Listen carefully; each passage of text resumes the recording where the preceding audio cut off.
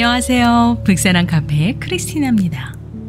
오늘 제가 여러분들께 소개해드릴 책은요, 세상을 바꾼 5가지 상품 이야기입니다.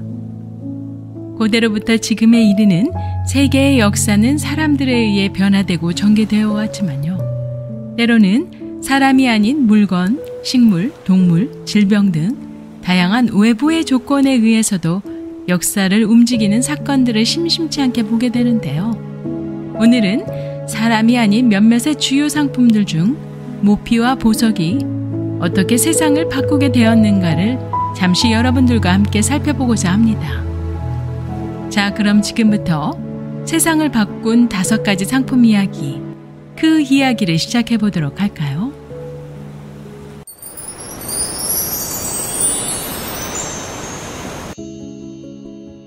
인간이 처음으로 만나게 된 옷감은 동물의 털가죽이었다고 하는데요. 최초 인간의 의복이었던 셈이었죠. 고대로 거슬러 올라가 기원전 3500년경에 유프라데스강 하류에 살았던 수메르인들도 모피를 착용했다고 합니다. 이는 고대로부터 신성하고 종교적 가치를 지녔고요. 이집트에서는 파라오만이 사자꼬리로 만든 허리띠를 둘러 장식했죠. 모피가 신성하고 귀했던 초제라 그 값어치도 만만치 않았는데요. 인구가 점점 늘어나고 공급이 제한되자 이제 모피는 대표적 사치품이 되어버립니다. 로마 황제 마르쿠스 아우렐리우스는 최초로 모피에 세금을 붙였고요.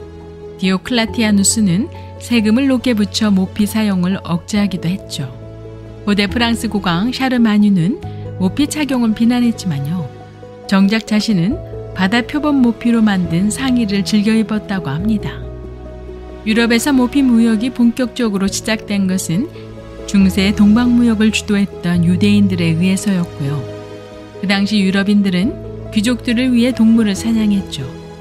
주로 다람쥐, 산쪽제비, 담비, 여우 등 작은 동물이었고요. 외투 한 벌을 만들기 위해 수백 마리의 다람쥐와 수십 마리의 여우가 들어갔다고 합니다. 근대에 들어서는 모피가 귀족뿐 아니라 모든 사람이 애호하는 패션이 되는데요.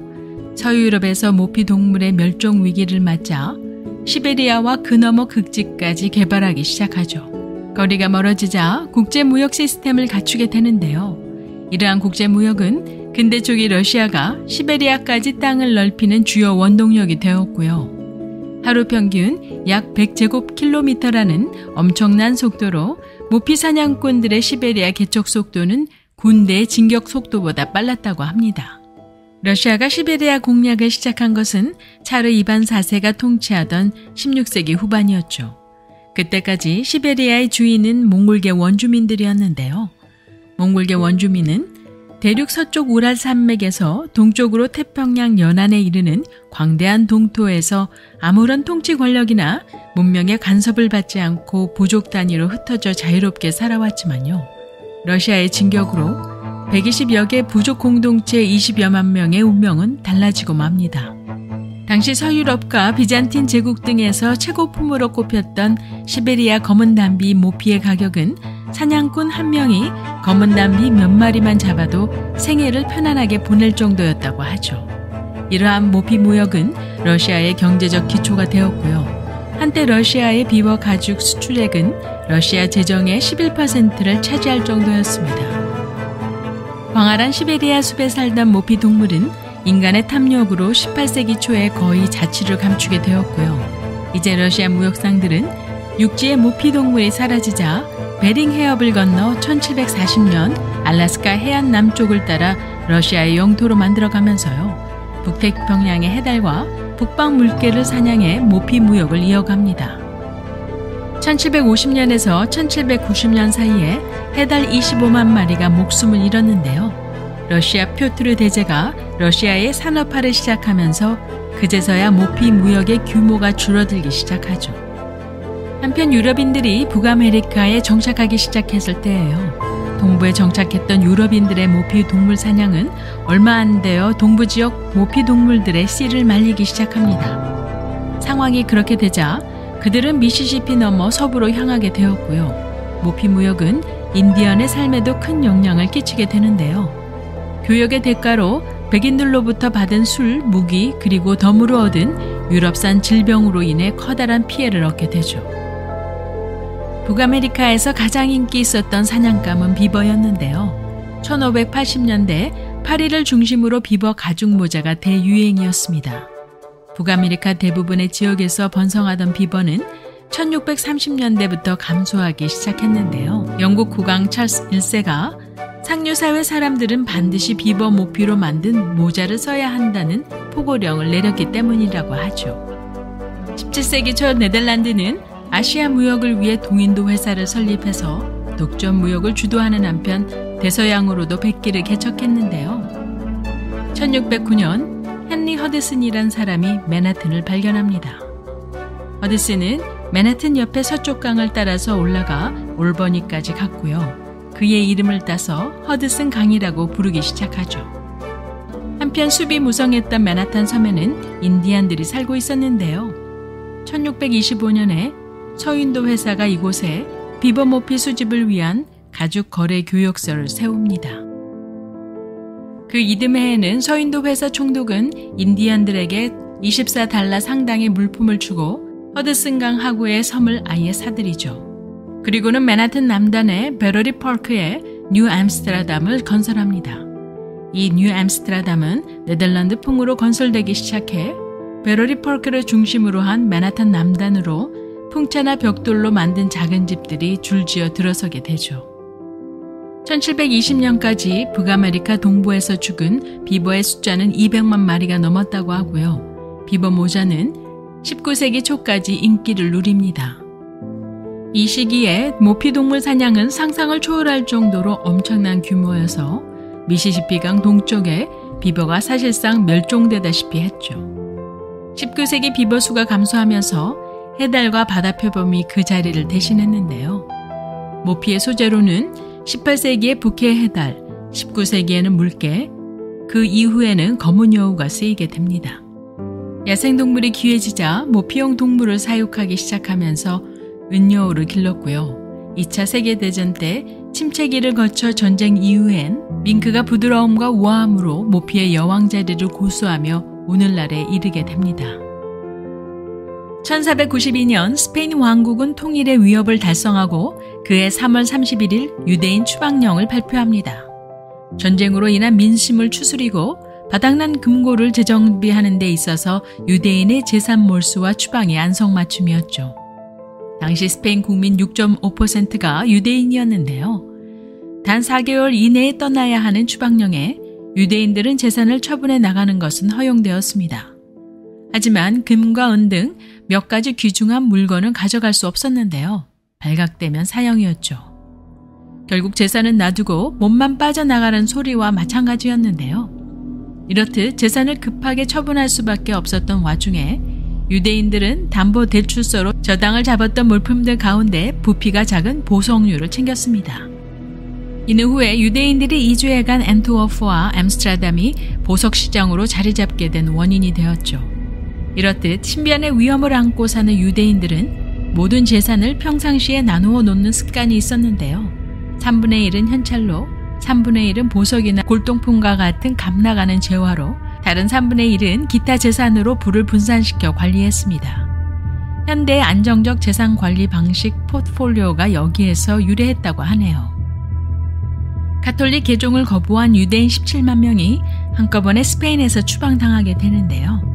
1480년 이후로 종교 재판을 피해 빠져나간 사람까지 치면 약 26만 명 이상의 유대인이 스페인 땅을 떠났습니다.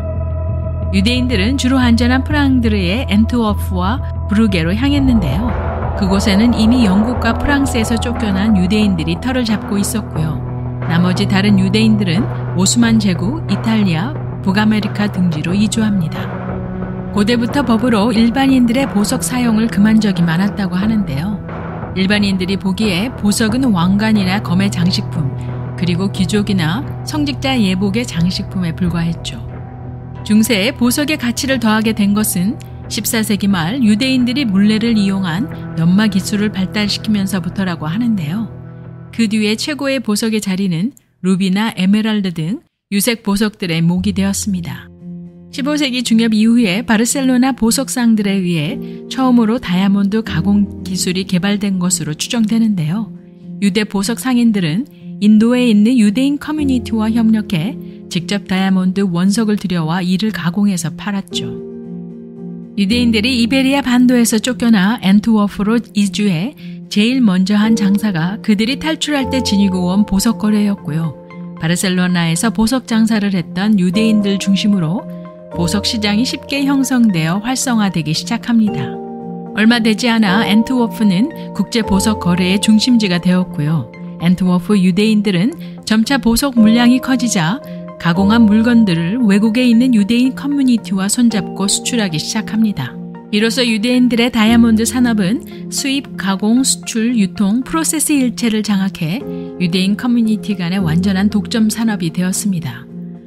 오늘날에도 앤트워프는 유럽 최대의 다이아몬드 유통지로 1980년대까지 전 세계 원석 다이아몬드 90%의 세공과 다이아몬드의 50% 이상을 소화했다고 하고요. 유대인들은 이 시장에서 70% 이상 점유율을 유지해왔다고 하죠. 역사적으로 보석 산업은 유대인이 주도했다고 하고요. 15세기 말 앤트워프에서 보석 산업이 탄생한 이후 지금까지 변함이 없다고 합니다. 유대계 신디케이트인 드비어스는 다이아몬드의 대명사라고 해도 지나친 말이 아니고요. 다이아몬드 생산은 전 세계에 걸쳐 있지만 주로 남아공과 러시아가 주산지라고 하죠. 그러나 현재는 호주, 콩고 민주공화국, 캐나다 등이 새로운 공급원으로 떠오르고 있다고 합니다. 가공지역 중 값싼 곳은 저임금의 인도에서, 그리고 고급품은 주로 벨기에의 앤트워프와 뉴욕에서 이루어지고 있다고 하죠. 여기에 유대인의 본거지인 이스라엘을 합해 다이아몬드 4대 가공지라고 부른다고 합니다. 뉴욕 다이아몬드 거리에는 까다로운 심사 절차를 통과해야만 가입할 수 있는 다이아몬드 딜러스 클럽이 있다고 하죠. 이 클럽의 회원은 전 세계에서 약 2,000명인데요. 98% 이상이 유대인들이라고 합니다. 이 안에서 다이아몬드 세계의 질서가 정해진다고 하고요. 영어에서 유대인을 주라고 부르는 주가 영어에서 보석을 뜻하는 주얼리와 말의 뿌리가 같다고 하죠. 저는 오늘 여러분들과 함께 세상을 바꾼 5가지 상품 이야기를 리뷰해 보았는데요. 모피와 보석이 세상을 움직이는 힘이 대단했음을 보면서요. 거기에 인간의 끊임없는 탐욕이 더해지자 거리에 아랑곳하지 않고 지역 개발이 추진되었음을 보게 되었고요. 한나스톤에 불과했던 보석에 가치가 부여해지자 벨기에와 네덜란드는 다이아몬드 수출국으로 남아프리카 공화국의 보석과 금강은 제국주의 침략의 계기가 되었음을 알게 되었습니다. 역사의 변화가 상품으로 인해 단순한 것에서 엄청난 결과를 가져온 사건들로 전개되었고요. 책에서는 이 밖에 소금, 향신료, 석유 등의 다양한 이야기를 다루고 있으니 한번 읽어보실 것을 추천드리면서요. 오늘의 영상을 끝까지 시청해 주심을 감사드립니다. 구독, 좋아요 잊지 마시고요. 그럼 다음 영상에서 뵐 때까지 안녕히 계세요.